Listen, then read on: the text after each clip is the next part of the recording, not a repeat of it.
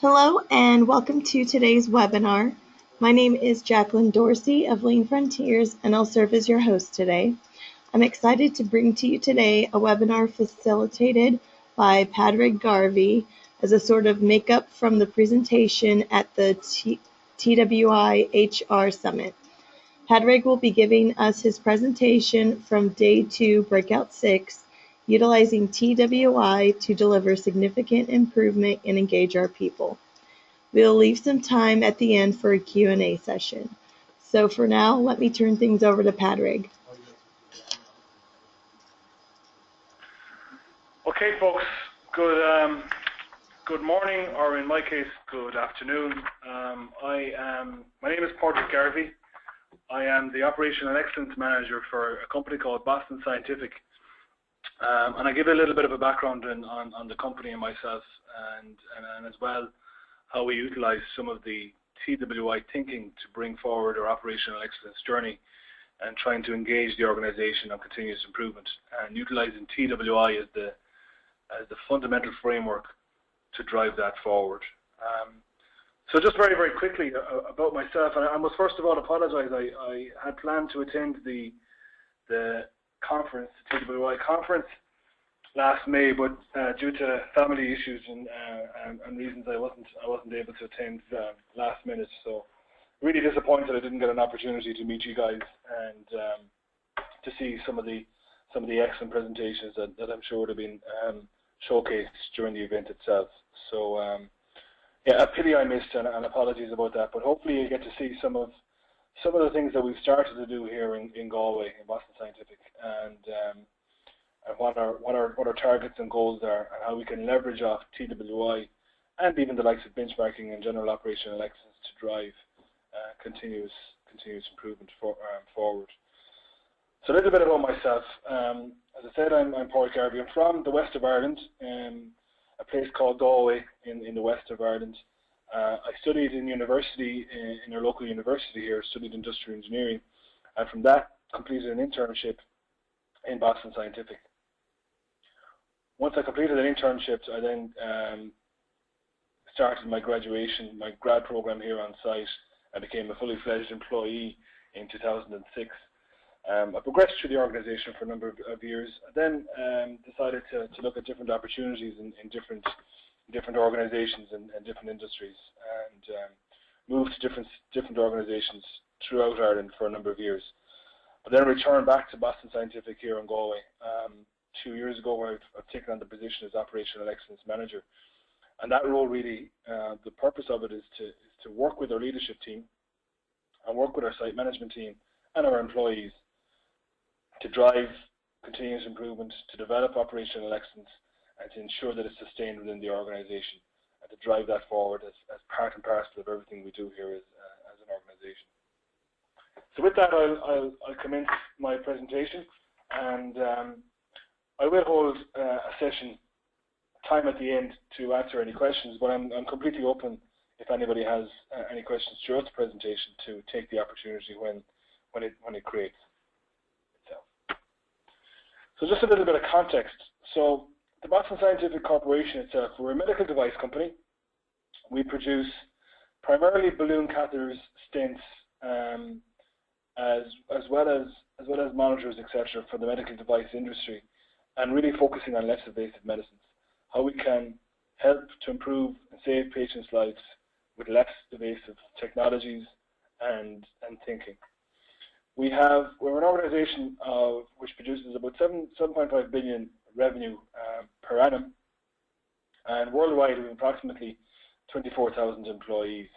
And those 24,000 employees are housed amongst some of the manufacturing sites, which we have 12, as well as sales organizations, our central corporate headquarters in Boston in the US as well. Boston Scientific in Galway then has quite a long tradition. We're here for 21 years. We're just celebrating our 21 years this year. There are 2,500 employees situated here on site, and we're the second largest site in the network. We have a sister site in Minnesota, in Maple Grove, Minnesota, which employs just slightly north of 2,500. Within the site here itself, we produce 40 different product families, which equates to about 2,200 UPNs, unique product numbers. And we have 50 technologies now. So the 50 technologies would include laser cutting, crimping, automated and semi-automated technologies. So effectively, we're quite a large site and quite a complex site when we take everything into account. We do everything from our base business of balloon catheters. We also develop and produce drug-eluting stents, and we also develop and produce heart valve replacement technology as well. So quite a large site. We also are vertically integrated, so we produce everything. We get the raw material in, the raw material of effectively sticks of metal and pellets of plastic, and from that produce the majority of our products. So we're quite vertically integrated here on site, and we also support other requirements such as lab requirements. So we complete a lot of our testing here on site. We've supply chain here on site. We've got finance, HR. So quite a campus kind of focus. So we don't just manufacture products. We do an awful lot of additional things on top of that. And we're also have quite a large R&D section to the organization here. We've approximately 220 people employed directly in R&D, so designing new products and bringing those new products into market and bring them up to high levels of volume, supported by a manufacturing site as well. Our main focus is however in production, and we have 6 production units, and you'll see the very top row. That's what we call our customer-facing production units. So we've got 4 customer-facing production units. We've got an additional sub-assembly called STC feeding into our DES production unit. And at a base level then we've got polymer core technology, which then feeds into all of our customer-facing business units. So effectively, PCT, STC, and DES create the largest value stream in the organization, where that houses about 60% of our employees. The production unit size equates to anything from 250 people to 450 people. So from a West of Ireland perspective, one of those production units would be seen as quite large. Having all 6 together we are actually in fact the second largest employer in Ireland, private employer in Ireland. So we're quite a large site and substantial from that perspective. So that just gives you a bit of a background on Boston Scientific itself and what we do here. So moving on then to why operational excellence. Why is operational excellence important for us as a site? The photograph you see in front of us is just an image of the site with a 380,000 square foot of a plant here, and we're a good site. I would argue, humbly, I would argue that we're a good site. We've shown progression throughout the years. We've developed and we've improved continuously from year on year. We've always given ourselves stretch targets around budgets and around quality improvements, and in the most case, been able to achieve those targets, and in fact sometimes beaten those targets. So we are a good site, and we do achieve what we set out to achieve. So why is operational excellence so important? Why do we need to ensure that we go down a path of operational excellence? Well, commoditization of our products has seen our gross margin been under significant pressure over the last number of years. And that was something that's been quite new, relatively new to the medical device industries.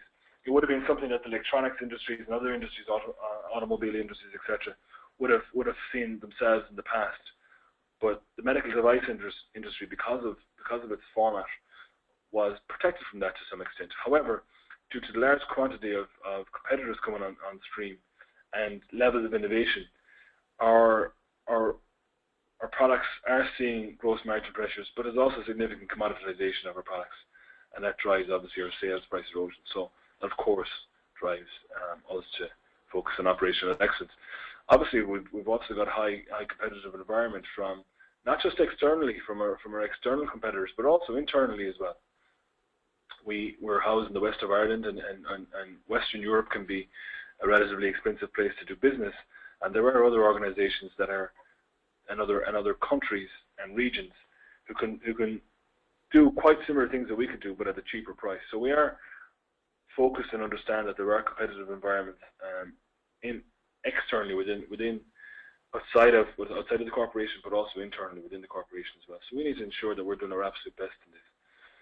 And most importantly, we have a role to play in the long-term viability of manufacturing. We want to ensure that there's a long-term employment in Boston Scientific here in the west of Ireland, not just for the now, not even for 5 years, 10 years, 15 years, but plus 50 years. We want to ensure we create an environment where our kids have the opportunities to work in the west of Ireland and to leverage off the great work that Boston Scientific do and create those opportunities.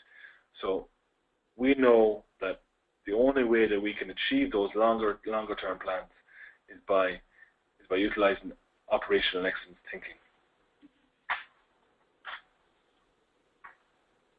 That's why we must implement operational excellence. How we do that? Well, effectively for us, operational excellence is all about being the best at what we do. So driving and developing our competencies as best we possibly can. And we have set out 4 strategies to be able to achieve operational excellence and drive competitiveness forward and drive excellence in everything that we do and to be the best at what we do. Those 4 pillars are, number 1, everybody involved in continuous improvement. Number 2, we have a high performance, highly engaged culture. Number 3, best in industry systems and tools. And number 4, we deliver best in industry results. So effectively, these are the 4 strategies that we focus on to drive and deliver operational excellence to ensure that the site has a long-term viable future. TWI, job instruction and job methods primarily, is a major facilitator for the first 2 and to a certain extent the third of these pillars. And these 3 pillars then will deliver the 4th, best in industry results. By focusing on the inputs of everyone involved in continuous improvement, by high performance, high engaged culture, and by best in industry systems and tools, we will deliver the output of best in industry results. And a foundation of that is job instruction. So the way in which we get everybody involved, we don't just, I think it's a dangerous thing to do to say, well, okay guys, they're all involved, make change. We need to augment that with a structure, we need to augment that with appropriate levels of tools and systems to drive the appropriate level of change. And job methods has been one of the key enablers of that. High performance, highly engaged culture, well, how do we engage the organization in operational excellence? How do we engage the organization in ensuring a long-term viable future for the plant? But we need to engage the hearts and minds of people. Why is it important? To ensure that we have a long-term plant here and our kids can have some place to work. And how we do that is through getting people involved in designing their workstations, designing how they perform their tasks.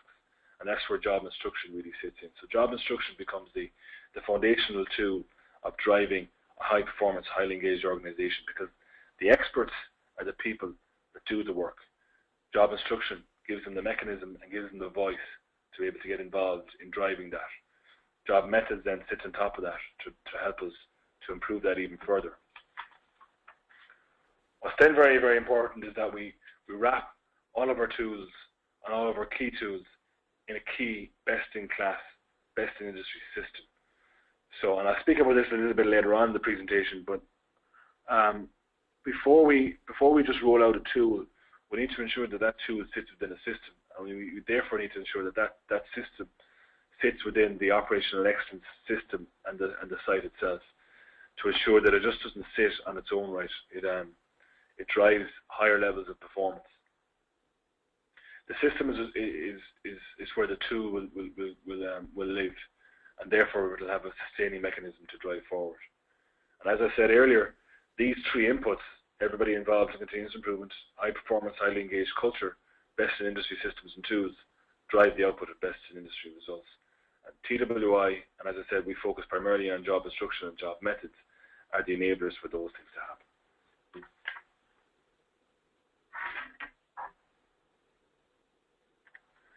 I'm just going to walk you guys through an example of one of those, and specifically focus on job methods.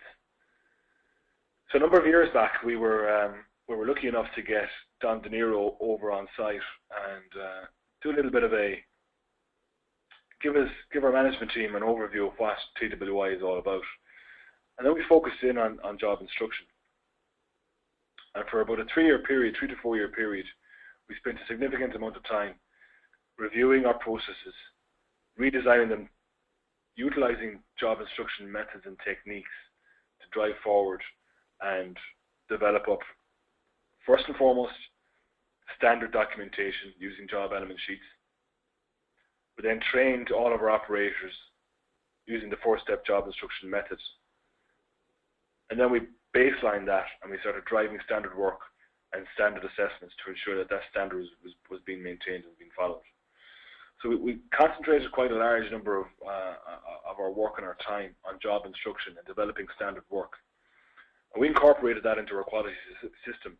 And as a medical device company, as you incorporate anything in your quality system, it does drive a certain level of activity. And that activity took quite a long time to find its way through. And as I said, you've got 2,500 people working here, 1,800 directly in manufacturing. So to develop and drive standard work across the site took a number of years, and that became the focus for that period of time. That was one of our key strategies. Once we got that to a level in which we were comfortable that it was sustaining, and we had driven a lot of the right types of behaviours, and we'd implemented a robust assessment process to drive forward and identify opportunities for improvement, but more importantly to baseline our standards. We then commenced focusing on job methods. So once again, we got Don over. We've been lucky enough to partner with Don on a number of occasions. Don came back and trained 20 of our frontline staff, our associates, what we term as product builders, and a number of our continuous improvement facilitators, as well as a number of key members of the management team on job methods. So that training session, the 20 people achieved that training, completed that training last October 2014. And then we needed to implement. So we chose a pilot area, and the pilot area is what we call PTA. It's a production unit of about 250 employees. And we used that as a pilot area. It was an area that was rife and ready for this. The management team in that location were absolutely passionate about job instruction, passionate about job methods, and knew that it would drive a significant amount of change. So we felt that area was the right location to start. And we then started to roll out job methods in that case. So the example that you see before us is a real example, handwritten by one of our operators, and one of our operation steps called distal welds. So we got a cross-functional team involved in driving this. So the operators that work on that particular step. In this case, there was 3, and those guys would rotate in and out of that step. We had our PB3, who also builds products and trains, got involved in this activity. With our quality engineer, we had members from our continuous improvement team, our lean champion, and our industrial engineer, and we also had numbers of our manufacturing engineering support guys to develop up these. So really a cross-functional team, but absolutely led by the operators, led by the experts, the guys who did this job every single day, and they were one of our key people that we had trained up last October. So they followed the 4-step method, the job instruction 4-step method, for every step within the production unit. So we completed 187 job methods on every workstation across 11 products. But what's also interesting to know is that we also, not just 11 products within the production units, there's approximately 600 UPNs, unique product numbers. So within the 11 products, there's also quite a level of variation, and the team were able to take into account that level of variation. So very, very comprehensive analysis done to drive forward. They also looked at, not only did they just utilize the 4-step job methods activity, they also looked at the station layout understanding how product flows, understanding how the equipment is laid out, took photographs, utilized AutoCAD to support. They completed ergonomic studies to assess the ergonomics of the workstation, and then the position of the equipment, etc. online. Once they completed their job methods, 4 steps, they also completed what we call an E study. And an E study is effectively a work measurement study where it utilizes predetermined time and motion studies to identify what the allocated time associated to a work step. But what we were able to do was augment the existing E study with job methods. So once you completed job methods current state, we were able to feed that into our software, and that was able to give us an answer. As we worked through the 4 steps of the job methods, we were then able to identify a future state, and that was also fed into our E study. So we now had a very clear current state and a future state, very clear measures of that, utilizing predetermined time and motion studies. So we bridged the gap between the two. We didn't utilize time studies, we utilized the existing E study that was in place. So writing these E study from the job methods really gave us a very, very, very effective way of measuring this. And it meant that we didn't have 2 methods. We were able to utilize job methods as well as these that we already had in place and utilize an awful lot going forward. Sometimes we may have to augment the job methods language with E's language, but the analysis was effectively the very, very same.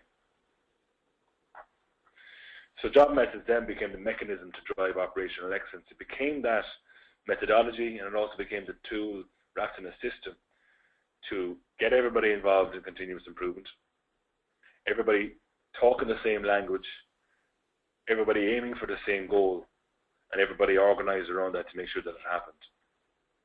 And it became the language of the production unit. In the past, we probably would have had siloed thinking where manufacturing engineers, quality engineers, and operators thought differently, worked differently. Job methods was the mechanism in which it was able to get everybody thinking in the same way, utilizing job instruction as well, but thinking in the same way, driving forward in the same way as well. That's how we were able to involve everybody in continuous improvement. But we were also able to engage everybody in it as well. So if people were engaged, their hearts and minds were involved in it. It wasn't just physical activity, it was really getting people involved in what they needed to do and bought into that. And it drove a purpose. Continuous improvement was not just something that had to be done on people. Continuous improvement was part of what they did, as opposed to sitting below the radar. And it really became the mechanism for driving operational excellence forward. One of the key methods of doing that. Albeit this is quite a busy slide. What we're trying to talk about here is taking a broader systems view and a closed loop view of utilizing job methods, and it's about starting that conversation around developing a system.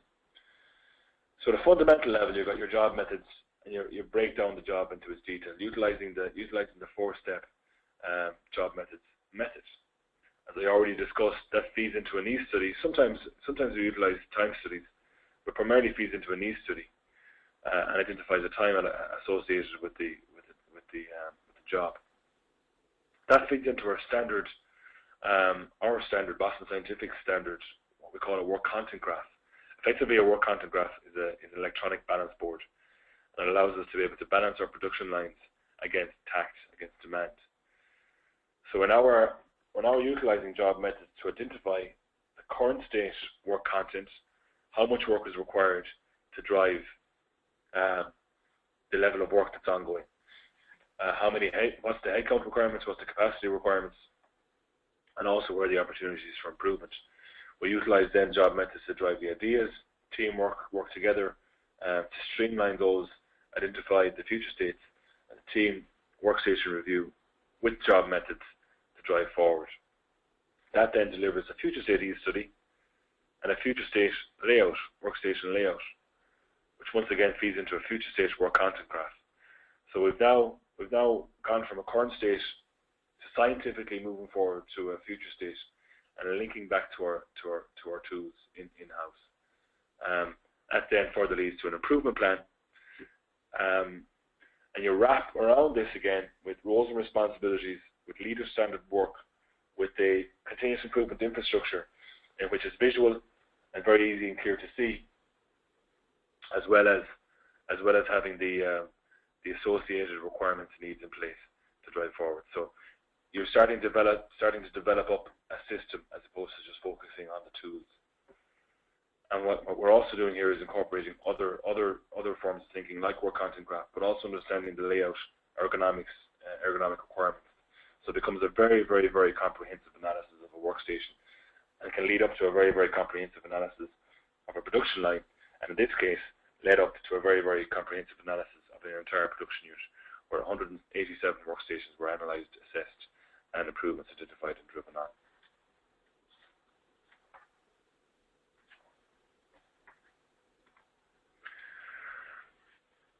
So as I step forward into my conclusions, I do firmly believe there's some things that need to be considered when thinking about not just TWI, not just job instruction and job methods, but also operational excellence as a way of thinking.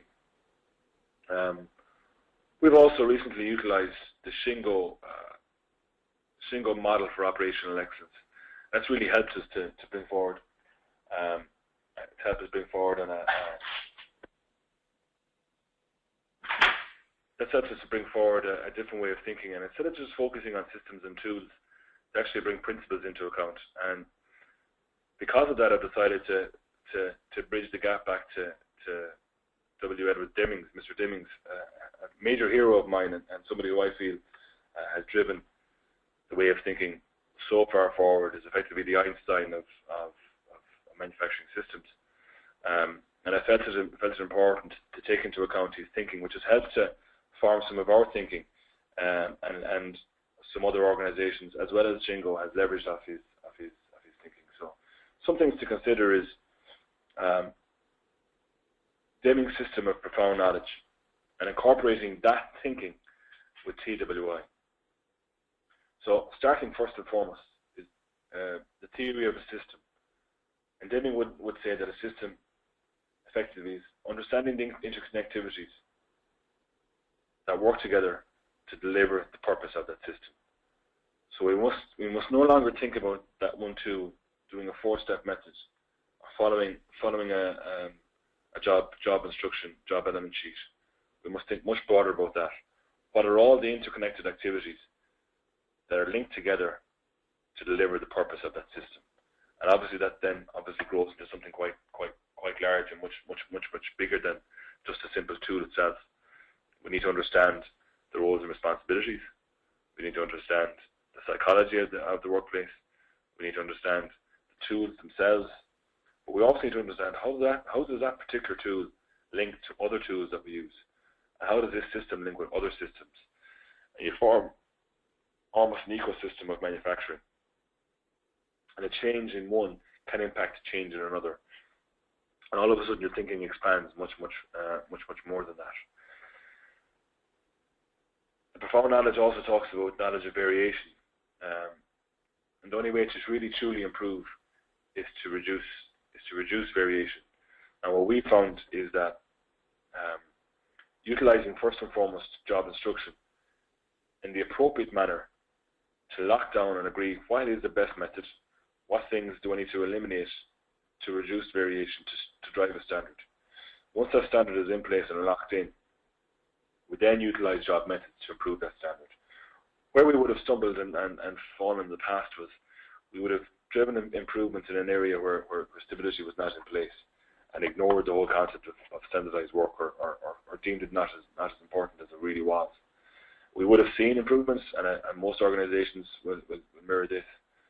Not only have we seen improvements, we've been able to leverage off those improvements because we've locked into the standard. One of the key elements of that is to involve the organization again. So the experts on the line are the people who do the work. Involving those in defining what the best method is and documenting that through job element sheets. And once that is locked in, then use job methods. And So basing our thinking here on reducing variation and understanding the difference between common cause variation and special cause variation, and when we need to act as managers and when we should not act as managers to drive improvement. The next thing to think about is the knowledge of psychology and understanding of socio-technical systems. We don't live in technical environments. We live in socio-technical environments where human interaction has a direct play and a direct impact on the performance of a system.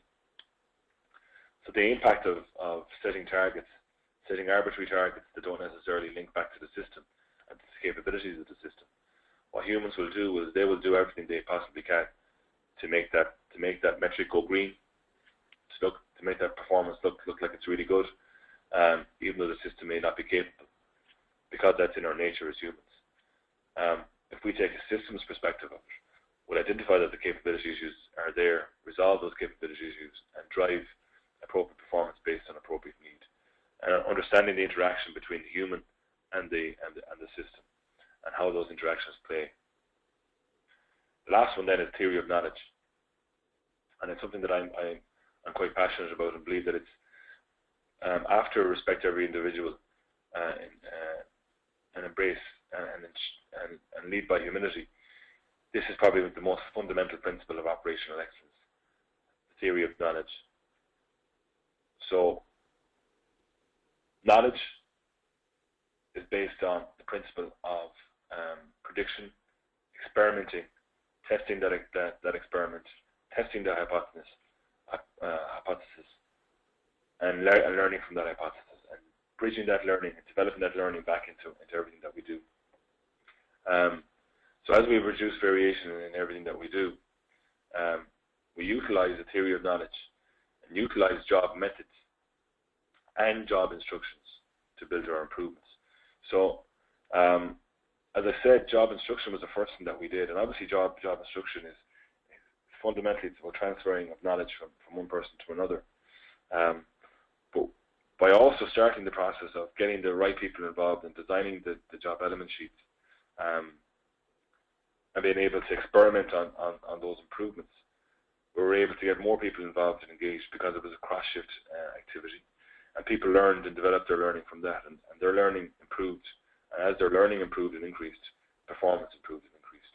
It also increased the level of expertise, and also increased the level of interest associated with the job. So the job was not just a stagnant, repetitive activity, utilizing the brains and minds of all of our people to build on knowledge, to build capabilities, and to deliver significant improvements.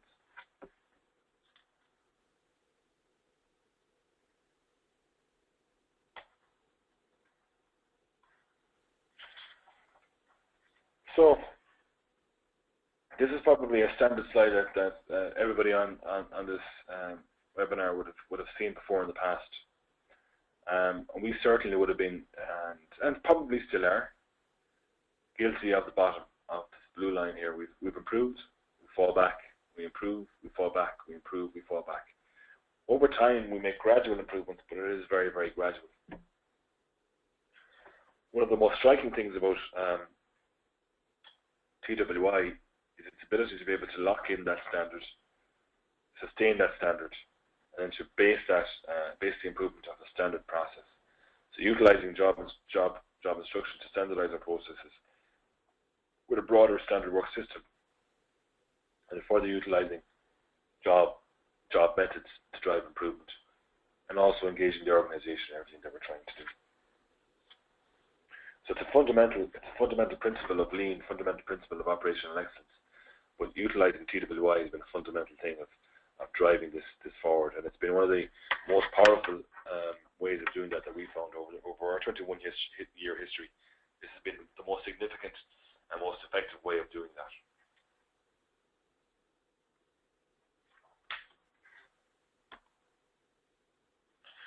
I'm just going to close out here on some of the levels of improvements that we've seen utilizing job methods. As I said, this is based on the foundation of job instruction, and this is an example of four of our products in that particular production line. As I said, we've got 11 products in Here's an example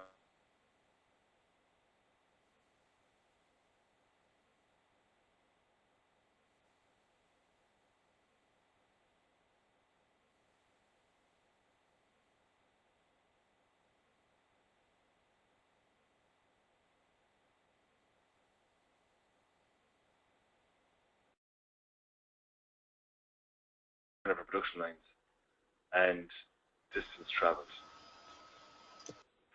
So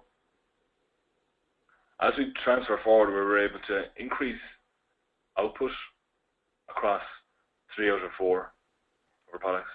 We were able to reduce our headcount across all of our production lines, and that headcount was redeployed back into the organisation. We're in a very good position because we've delivered on strong performance over the years. This has allowed us to be able to drive forward.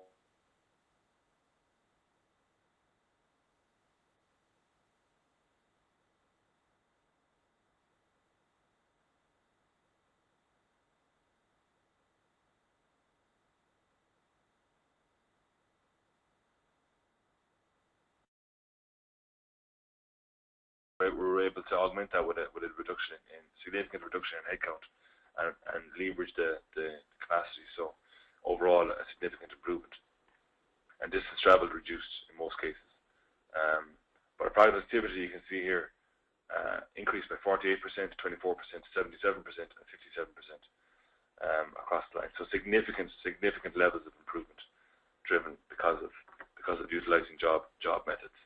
And by managing this in this way, we've also been able to leverage the knowledge and experience of our operators, get these guys involved and engaged in continuous improvement.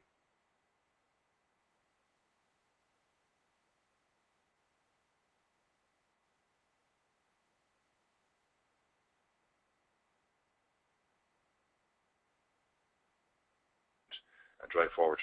So significant improvement for the production lines, which is ultimately what we need to do to ensure the long term. So with that, I'll open it up to the audience for some comments, questions, any feedback you might have, or any further clarification that you might require or need. And thank you very much for your time.